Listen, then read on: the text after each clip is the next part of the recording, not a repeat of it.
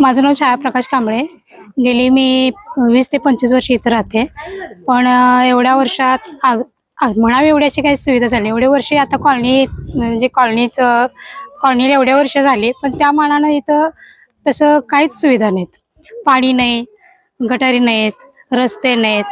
बऱ्याच वेळा पाणी आलं एक तर 4-4 दिवसांनी पाणी येते आणि आलं तरी इतकं घाण असते की त्याच्यामध्ये अशा केसासारखे लांबच्या लांब इथभर आळ्या असतात. गाळून प्यावं लागते, उकळून पाणी प्यावं लागते. त्यामुळं लहान मुलांना सारखे आजारी पडतात. सर्वसामान्य लोक कर्ज काढून मुलांना वर्षातून 2-2 वेळा ऍडमिट करावं लागतं. माझ्या घरात माझी नात आहे, तिला वर्षातून 2 वेळा तरी ऍडमिट करावं लागते. सगळ्यांची आर्थिक परिस्थिती नाजूक असल्यामुळं सगळे MIDC ला कामाला जातात. असे काही कोण गव्हर्नमेंट सर्वंट नाही किंवा काय नाही, पण गरज आहे, मुलांना दवाखान्यात नेणे गरज आहे, करावंच लागते. दुसरी गोष्ट, आम्ही हा निर्णय घेण्याचा म्हणजे इतक्या वर्ष आम्ही मतदान केलं, सगळं केलं, निवडून दिलं, पण सुविधा काहीच नाही. त्यामुळे सर्व आम्ही सहमत म्हणजे प्रत्येकाने स्वतःच्या इच्छेने मतदानावरती बहिष्कार घालण्याचा निर्णय घेतलेला आहे.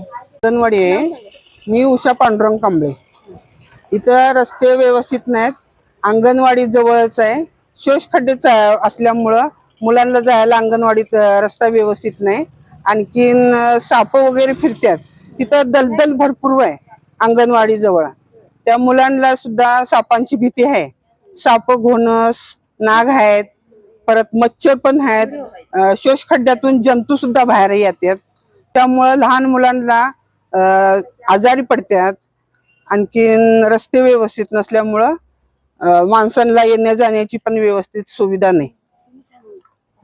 त्यामुळं सगळे गैरसोय आहे लोकांची पूर्ण. त्यामुळं आम्ही ह्या मताला बहिष्कार केलेला आहे आणि आम्ही स्वतःच निर्णय आहे, ह्याच्यावर कुणाचा आमचा दबाव नाही. सौ वैशाली राजाराम गोंधळी, राहणार अष्टविनायक कॉलनी, माधवनगर. आम्ही म्हणजे प्रश्न आहे की आमच्या कॉलनीतल्या सर्व नागरिकांनी महिलांनी म्हणजे पूर्ण आमच्या कॉलनीला असा ठराव केला की मतदान करायचं नाही आहे यावेळी, आणि मतदानावर बहिष्कार आम्ही टाकलेला आहे. त्याचं कारण आहे की आमच्या कॉलनीमध्ये काही सुविधा नाही आहेत. रस्ता व्यवस्थित नाही आहे, परत गटारी व्यवस्थित नाही आहेत, लाईटचा प्रॉब्लेम आहे, पाण्याचा प्रॉब्लेम आहे. आता तुम्ही ज्या व्हिडिओ जे घेतले त्याच्यामध्ये तुम्हाला दिसतेच आम्ही काय खोटं बोलते की खरं बोलते कळते. पण आम्ही जे उमेदवार निवडून दिले त्यांनी इथं येऊन आमची म्हणजे चौकशी करायला पाहिजे होती, आमचे प्रश्न विचारायला पाहिजे, समस्या जरा ऐकायला पाहिजे होत्या. एकदा त्यांनी